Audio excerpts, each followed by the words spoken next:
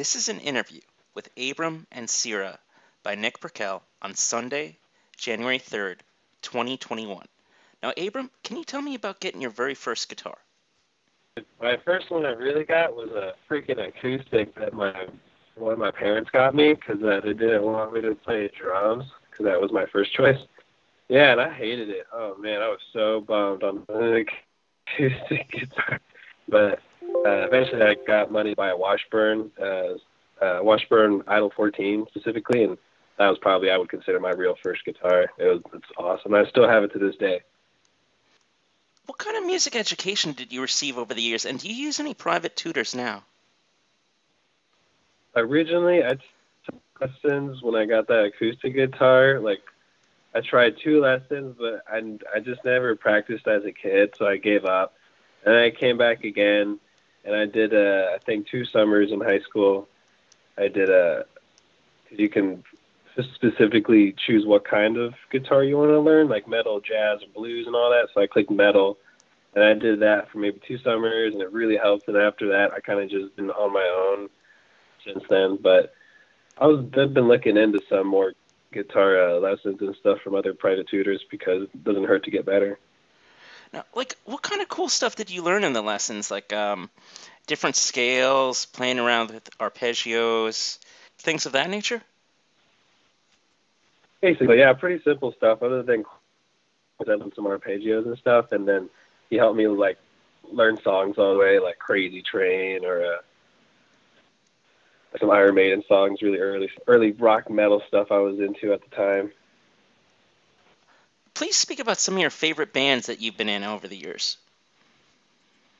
Let's see. Probably the top ones would be Raptor when I moved here to Portland, SGA back in Texas, and then Lymph Nodes also here in Oregon that I'm doing active. The other 2, they're on hold or just haven't really been doing much in a while. So far it's just been Lymph Nodes, and that's some good times right there. You've been in bands with people like Nukula, Aidan Stutzman, and Sergio Ginez. What type of valuable advice and songwriting techniques have you picked up from working with those guys? You gotta practice all the time, dude. At least twice a week. Even if you don't even have band practice, you better practice at home because the next time band practice comes around, we don't really like to see slackers. We're pretty hard on each other too, and you kind of have to be, especially if you're want to go past the, I just started playing in the band kind of feeling to we're an actual band and we're trying to move on up and get known, and we don't want to be known for being sloppy. So always have to practice. So that's one big one. Of course, another one is you got to be real professional with taking criticisms, and if stuff's not working out with people, or if you're the problem and they kick you out or something, you got to be professional about it, not make a big crybaby scene about it, because that's just the way it goes, man. I'm sure everyone who listens to metal and punk has seen enough documentaries where friendships have been torn and broke just because someone got kicked out of the band, and they took it the wrong way. And I'm not really into that. I'd rather have my friends around regardless of if we're in the band or not.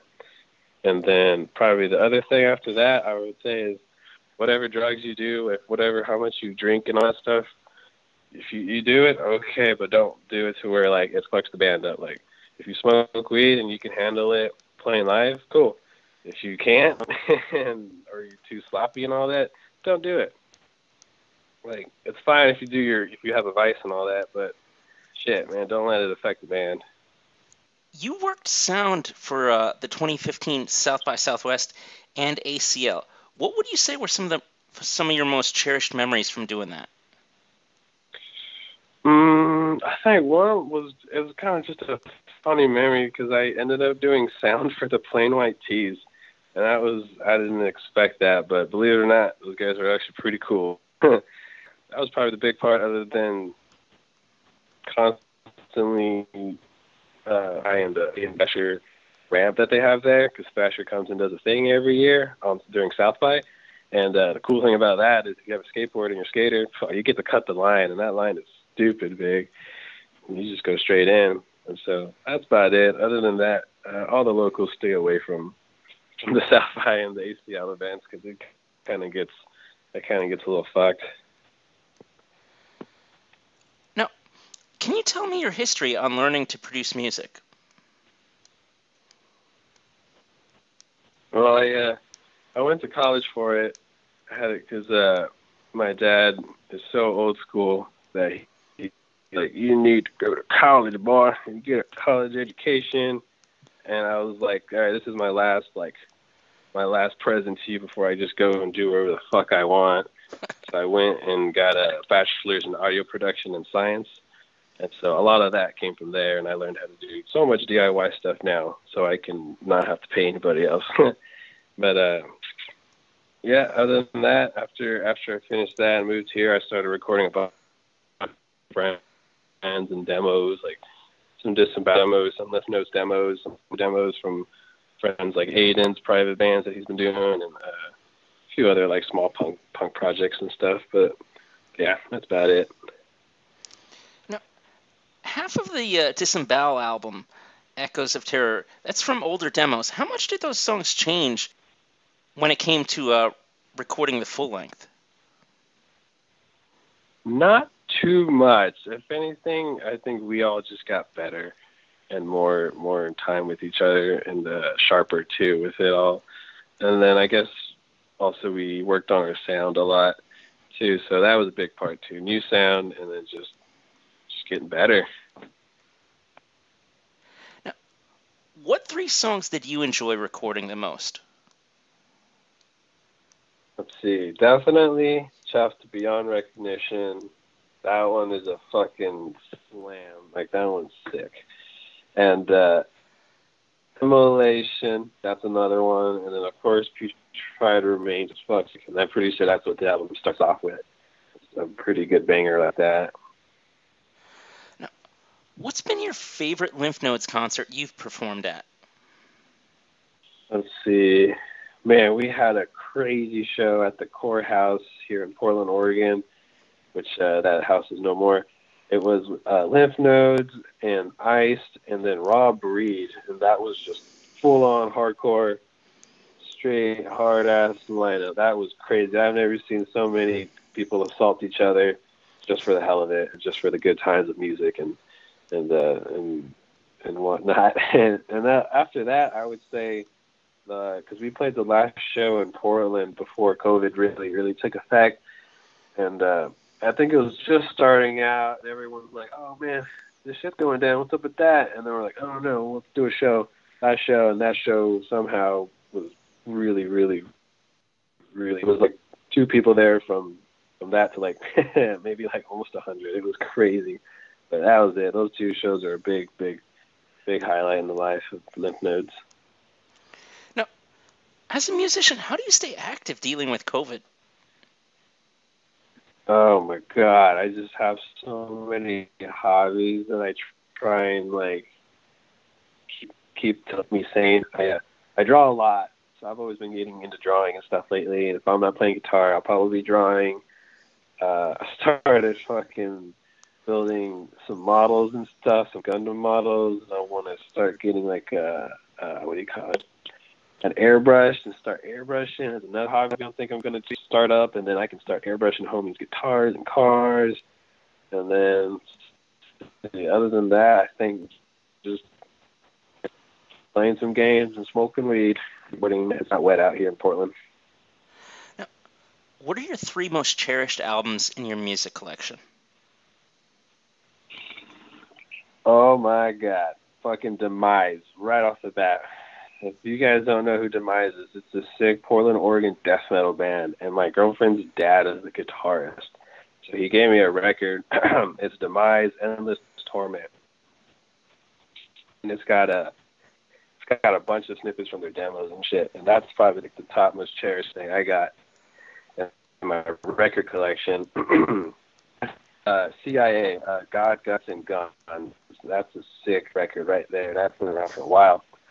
And some good punk. And then Ludacris. I don't know if you guys ever heard of that. It's an awesome thrash band. And the album's called Immaculate Deception. And you guys just have to check it out. It's a really sick, hardcore thrash crossover band that's got a kind of little funny taste to it. Like their lyrics are pretty fun, but good. They shred. But those three are right top ones right there.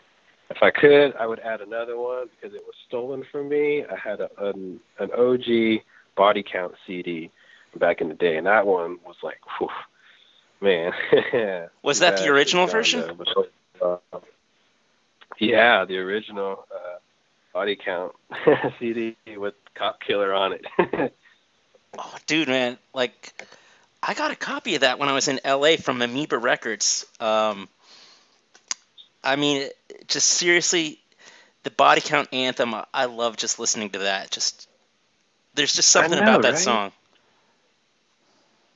Oh, God, I just, like, can't stop, like, running those lyrics in my head to this day. Just, like, the whole album, it's just hard. It's just hard-ass shit.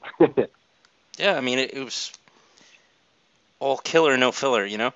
By the way, do you have a fun story from Portland that you can share? Hell yeah. Let's see here. This is probably the top story. It wasn't as fun. It was just a memory that I'll never forget in my head. It was, I think Trump just got, like, elected or something. It was his inauguration, and, like, everybody was, like, pissed off in the streets. Everyone was just walking down on the bridge at the time, and this, like cars will come, but they stop, and people go around, and then they can go. Big deal. But there was this, I think he was 18 or 19-year-old kid who was in this, like, red car, little fast car, whatever, and, like, he was just so freaking mad that there was just anybody around him. And we were just like, whatever, dude, fuck off. And he, like, kind of drove off, and I think someone threw a bottle or threw something at his car. So he came back, and then he, like, fucking shot people. He, like, shot this dude in the leg. He shot this fucking, like, these cars up. I think he hit someone in the arm a little bit. But, like, he whipped his gun out, and he, like, passed me and my homies, like, just, I don't know, it was just walking past, and then, like, boom, he shot his shit and then fucking left, and everyone was just like, what in the fuck? Why?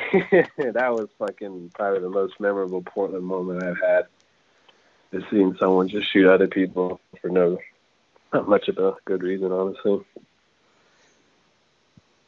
Would you like to go back to any questions?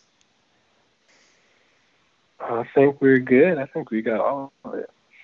Final words.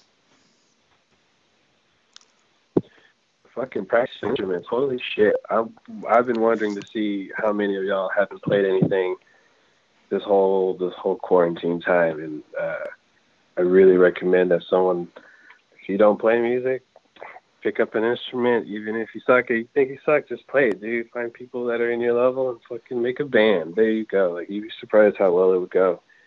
And just keep on fucking doing what y'all want to do. Don't listen to anybody else. This has been an interview with Abram Ancira by Nick Perkel on Sunday, January 3rd, 2021.